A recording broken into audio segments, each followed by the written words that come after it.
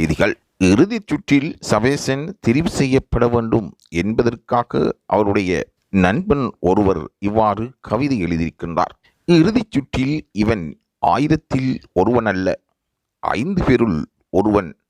பேரானந்தம் எங்களுக்கு. ஒவ்வொரு தருணங்களும் எத்தனையோ போராட்டங்கள், ஒவ்வொரு நிமிடங்களும் எத்தனை முயற்சிகள் வீணாகி போகவில்லை.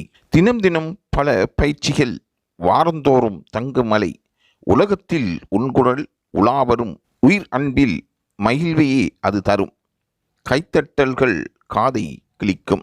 சுருதியின் அசைவினில் நடுவர்கள் வாய் பிளந்து மெய் மறந்து அசைந்தாடுவர். அது நமக்கெல்லாம் பார்க்கவே நம்பிக்கையாய் தலையசைக்கும். சபேசா. நக்கல் பண்ணியவங்க எல்லோருக்கும் விக்கலோடு வீக்கமும் தரும். நாளை உன் கனவு ஜெயித்ததாய் விருதுகள் உன் கையில் வரும். இதற்கு மேல் இதுதான் வெற்றி. நடுவர்களுக்கே தெரியும் நீதானே இசையின் வெற்றி. இன்னும் இன்னும் சாதிப்பாய், உன் பணிவே உயர்வு தரும். எனது ஆத்மாவான நல்வாழ்த்துக்கள். வாழ்க வளமுடன் என்று நண்பர் ஒருவர் அவருக்கு கவிதை எழுதியிருக்கின்றார். இணையதளங்களின் ஊடாக ஒளியாக்கப்பட்ட கவிதையை நாங்கள் உங்களுக்கு தந்திருக்கின்றோம். ஏனென்றால் ரசிகர்களின் ஆசை எவ்வாறு இருக்கின்றது என்பதை நீங்கள் அறிந்து கொள்வதற்காக.